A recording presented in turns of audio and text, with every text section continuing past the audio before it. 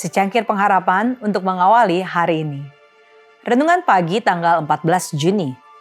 Menyebarkan pekabaran kesehatan bagian 2. Mazmur 42 ayat 12 berfirman, "Aku bersyukur lagi kepadanya, penolongku dan Allahku." Denominasi itu tidak membuang-buang waktu dalam menerbitkan Health Reformer. Edisi pertama terbit pada bulan Agustus 1866, 3 bulan setelah sesi General Conference. Edisi awal itu memuat artikel dari sekelompok pendeta, Dr. Lay, dan satu dari Ellen White. Ia mendesak agar pria dan wanita mendapatkan informasi tentang filosofi kesehatan dan menyimpulkan dengan menyatakan bahwa ketidaktahuan tentang pokok bahasan penting ini adalah dosa. Terang sekarang bersinar atas kita, dan kita tidak memiliki alasan jika kita tidak menghargai terang dan menjadi cerdas tentang hal-hal ini, yang merupakan kepentingan duniawi kita yang tertinggi untuk dipahami. Dengan begitu banyak pendeta yang menulis untuk majalah tersebut, Dr. Lay dalam edisi kedua menuliskan sebuah catatan untuk kepentingan mereka yang mungkin berpikir bahwa tidak seorang pun dapat berbicara tentang kesehatan kecuali seorang dokter, dan tidak seorang pun dapat berbicara tentang teologi kecuali seorang pendeta.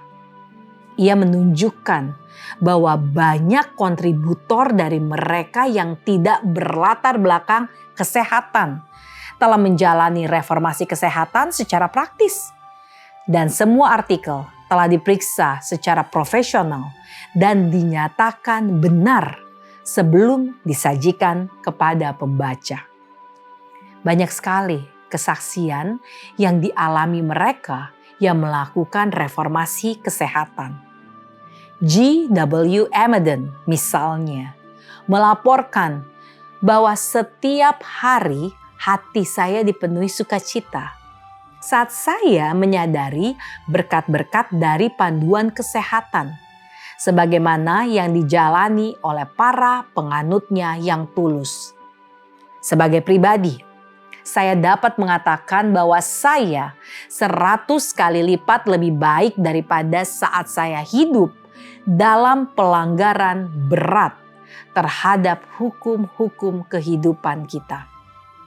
Sekarang bukan hanya tidak merasakan sakit dan rematik, dengan otak yang tersumbat dan serangkaian penyakit mental dan fisik, tetapi pada tingkat yang lebih tinggi, saya merasa sepenuhnya terbebas.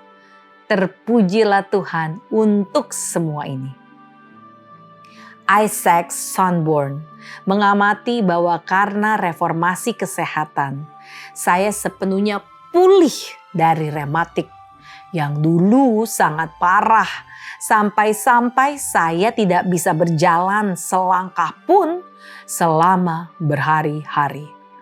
Dan bahwa meskipun ia sering berada dalam cuaca buruk dan di tempat-tempat pertemuan yang ventilasi udaranya buruk, yang membuat seseorang mudah terserang penyakit, ia tidak pernah terserang flu parah selama lebih dari 2 tahun. Kemudian ada informasi menarik dari seseorang bahwa jika ia hendak mempersembahkan korban bakaran kepada iblis, ia harus memilih babi yang diisi dengan tembakau. Hati kita seharusnya bergembira saat kita mempertimbangkan untuk memiliki kesehatan yang baik. Sangat mudah untuk melupakan masa-masa ketidaktahuan dan bersyukur atas berkat dari memiliki kesehatan yang baik. Doa kita hari ini. Tuhan, bukakan hati kami, menghargai terang tentang kesehatan. Mampukan kami hidup benar dan disiplin, agar kami mengalami sukacita, kekuatan, dan menjadi kesaksian bagi banyak orang. Amin.